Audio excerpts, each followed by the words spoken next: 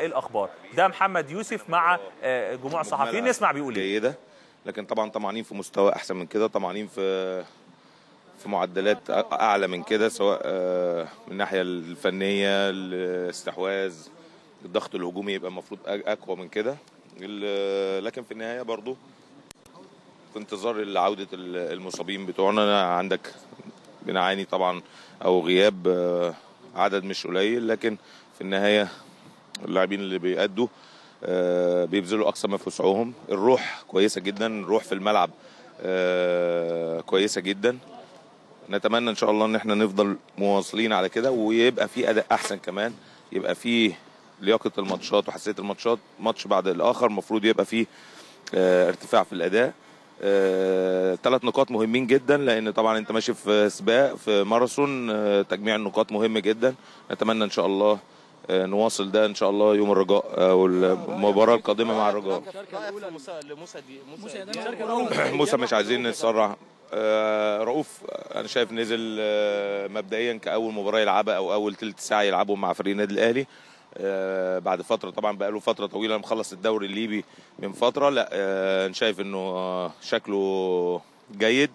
اعتقد المباراه القادمه هيبقى احسن، هيبقى شكله احسن. لكن هو ادى بشكل جيد. بالنسبه لموسى لسه برضو عنده سنه عارف رهبه الموقف شويه، لكن عنده كوره وهيقدر يأدي بشكل احسن كمان. ما تحكمش عليهم، واحد لعب ثلث ساعه واحد لعب 10 دقائق او ربع ساعه، ما تحكمش قوي. وفي اول مباراه لازم تديهم فرصه كامله وبعد كده نحكم عليهم. استمرار اللعب لسعد سمير في الباك اليمين بعد عوده شهاب في نص الملعب واكتر من ما فيش حلول، لان عندك غياب اكتر من لاعب في وسط الملعب. انت عندك 4 لاعبين في وسط الملعب الدفاعي غايبين. شهاب والنهارده نزل يمكن 10 دقائق في الاخر 5 دقائق. عندك لا انا بتكلم على نص الملعب، فتحي موجود، عاشور غياب، وعندك احمد فتحي. يعني قصدي الاسامي دي كلها بتلعب في وسط الملعب الدفاعي، فلا بد ان انت تستعين طبعا بمانجا في حته وسط الملعب مع تريزيجيه. اضطريت تحط سعد سمير. شهاب ما كانش جاهز يلعب ب 90 دقيقه عشان كده. لا ما يقدرش لان لسه بيعاني من بعض حساسيه في صدره. فطبعا مع الدكتور بالتنسيق مع الدكتور قال لي ما يقدرش يلعب 90 دقيقه. يعني لو احتاجته في خلال ربع ساعه ثلث ساعه في الاخر ده اقصى حاجه. لا بكره شغالين الصبح، ما فيش وقت. انت يا دوبك هتعمل تمرين خفيفه بكره وتمرين خفيفه بعد بكره ونسافر عشان نلعب يوم الاحد. قلت لك ان انت تلعب بسعد سمير عن شريف عبد الفضيل. شريف عبد الفضيل مش سليم.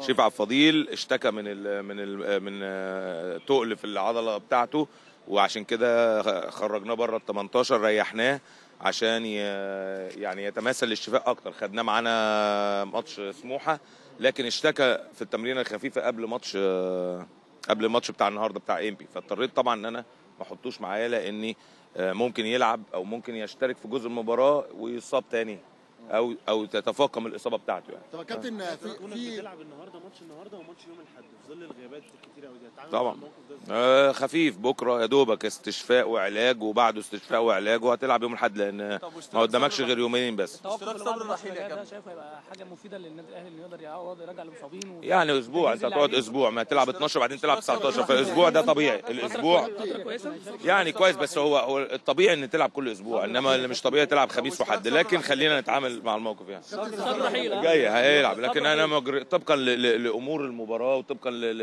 لظروف المباراه بتلجأ للتغييرات بتاعتك. تذبذب يا كابتن مستوى بعض اللاعبين. لا كويسين جيدين.